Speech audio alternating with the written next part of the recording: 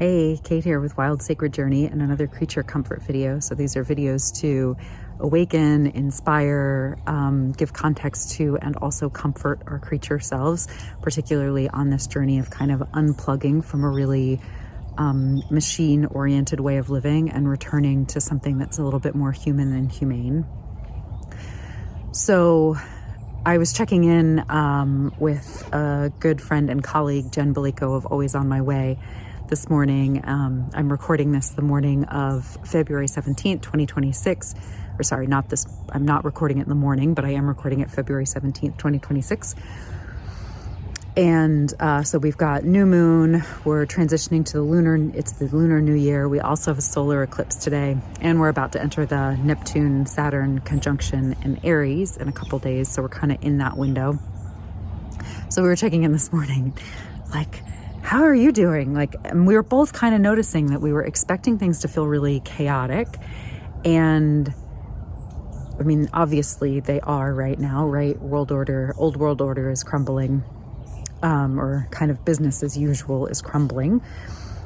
But I was noticing the frequency of what I was feeling was deep, was potent, was powerful, was kind of a lot, but it was very different than what I was expecting. I was sort of expecting a lot of buzzy kind of chaos energy, and instead I was actually feeling this really deep, in the earth, almost more creative, really in my belly and in my body kind of energy.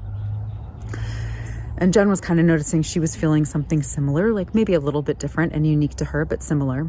And so that kind of got me thinking about a couple pieces that I think are important in this conversation around creatures, not machines, right? And so one of them kind of harkens back to the most recent past video I did, which was on animism versus anthropomorphism and anthropomorphizing things. And so just planting that, we'll circle back to it in a moment. But, So anthropomorphizing, animism versus anthropomorphism, right? So what I said in that moment was that, anthropomorphism is kind of imagining the world to be like us, our inner state, our assumptions, our preconceived notions, our judgments. Animism is meeting the natural world, the world around us, as if it is conscious and alive and has its own perspectives and its own nugget of truth about how the world works, right? And trying to enter into some sort of equal relationship with it and learn from it, and have that kind of backwards and forwards flow. So one of the things I realized is that when we kind of talk about, the Lunar New Year, and if you're hearing a lot of conversation right now, people are talking about the transition to the year of the fire horse, right? So, okay, one quick piece here. So I want to distinguish between Lunar New Year and Year of the Fire Horse, right? So Lunar New Year is the understanding that we are entering the new lunar calendar. And any culture in the world that observes a lunar calendar is honoring this Lunar New Year. Year of the Fire Horse is specific to the Chinese zodiac, which means then it is culturally and contextually specific to China, right? So why does this matter? Because we have to be really careful, right? Because these specificities, these cultural specificities matter, because they give, when you say fire horse, right? We say those words, and those of us from our sort of Western technology cultures have a very specific image that comes to mind, right? I think most of us would have some idea of this horse made of flames, lone horse made of flames galloping around, right? And we hear a lot it's a year of action, it's a year of movement, it's a year of liberation, right? All of these things. Now that may be true. It may be that there are Chinese people that is how a Chinese person or someone who is more situated within the cultural context of the Chinese zodiac would understand things, but it also might not be. So this kind of brings me to my second point, which loops back a little bit to this animism versus anthropomorphism piece, which is that image of the lone stallion on fire running through the world, right? That's actually a very capitalist and empire-based vision of fire. And it's also a very capitalist and empire-based vision of horses, right? So it says a lot. It is a little bit more, it's not to say that fire doesn't sometimes manifest that way, or that horses don't sometimes manifest that way, but that saying those two words and having that specific image spring to mind says a lot about our internal preconceived ideas. And if you actually look at the natural world, right, there's a whole wide range of expressions of fire. There's candlelight, there's hearth fire or wood stove fire, there's cooking fire, there are wildfires, there are fires as forces of destruction, right? There are, and also creation and regeneration, right? Releasing the seeds.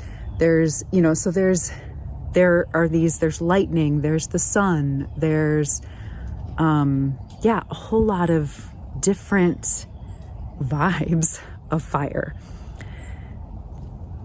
Empire and industry have kind of, and then the moving of fire away from most of our homes means that most of us, when we think of fire, think of like burning coals to stoke the steam engines, right? To like the fires of industry, right? Stoking them for this forward movement, right? And we mostly don't have as much of a connection with fire as the way we cook, as the way we stay warm and connect and, gather around as a community. So we're kind of left with these very sort of specific ideas of fire as fuel source, as resource, rather than as relational being, as holy being, as ancestor we can be in relationship with, or like wildfires, unchecked things running out of control, right? So similar kind of to horses, right? We have this idea of this solitary stallion galloping everywhere, right? And that says a lot about particularly those of us perhaps from the US, the currently called US, and kind of our very hyper individualistic society. It says a lot about what we conceive of as like freedom, right? And beauty. When in reality, if you look at wild horse herds, they are highly social, rarely alone, right? It's not safe or pleasurable for them to be alone. And they also spend the vast majority of their time just sitting around, grazing, grazing and resting, right? And that's actually a sign that things are going well. If you are spending more time grazing and resting, that means you are spending less time under threat, right? So the idea of like the horses galloping and whirling and fighting and rearing, right? Those are all actually signs of being under threat. And in certain circumstances, that's a completely appropriate response. But it's worthwhile for us to kind of also maybe consider why action, creativity, movement, freedom, liberation are all actually like linked in our brains with like drama and threat.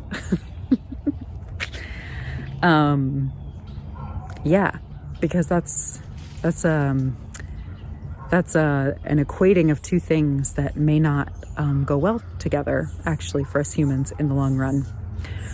So horses too, like fire, have a whole range of expressions.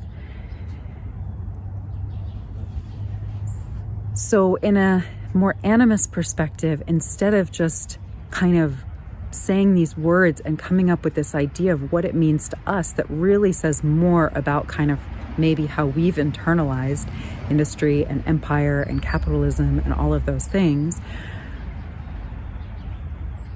animism would say that's anthropomorphizing, and animism would say, let's look at the things and see how they express themselves in the world and see if there's lessons there for us. So I just want to offer that, as we're kind of connecting with this Lunar New Year, as we're kind of in this moment, first off, is there a way for you to celebrate the Lunar New Year that might actually be more within your personal ancestral lineage? Might be worth exploring.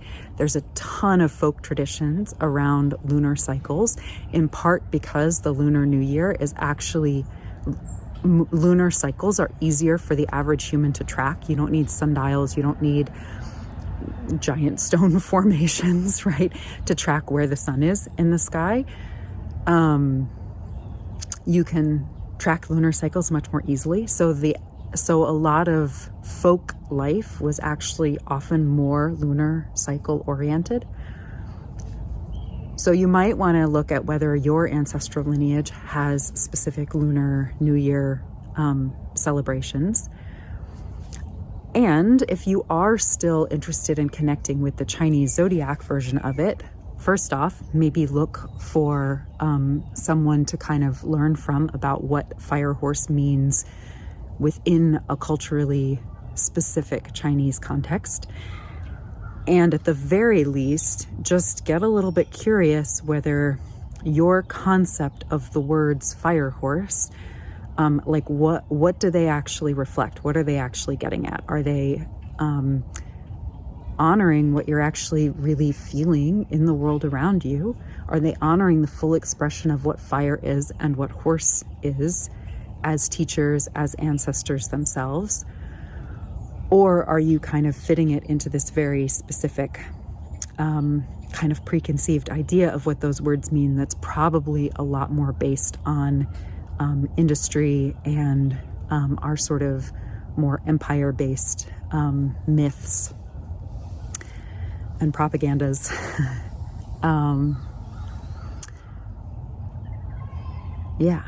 So I'll end that there for now. As always, you're welcome to let me know what you think. I know it gets tiring to hear people keep saying it, but the liking really helps a lot. So thank you. Sharing, subscribing also all help. And just stay tuned. I'm continuing to work away at sort of a self-paced course, a living as creature, not machine self-paced course. So stay tuned for that. I also am offering transmissions or workshops on that subject in different in-person and online spaces. So you're welcome to kind of keep an eye out for that. Or if you have an online community and you think that they'd be interested in this and you want to bring me in, love to do that. So anyway, happy Lunar New Year, however you choose to celebrate that.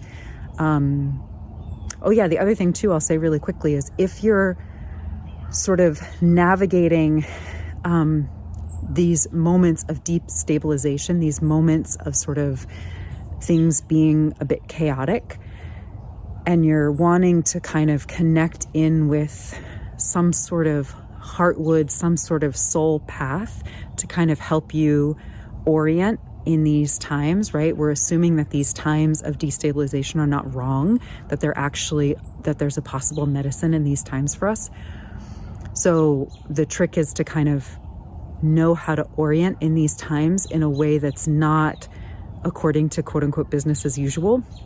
So I'm running a flash sale this week on my Insight 2026 reading, which is using tarot for divination to kind of tune into some soul messages for you, some soul compass points, some soul-led orientation points to kind of keep orienting you in these moments. And I've heard from a lot of people who got them back over kind of winter solstice and the Gregorian calendar New Year, that they've just been real lifelines in this moment. So anyway, I'm running a flash sale in honor of Lunar New Year. If you want to grab that, I'll have the link below. So anyway, thanks for tuning in, and I'll see you next time.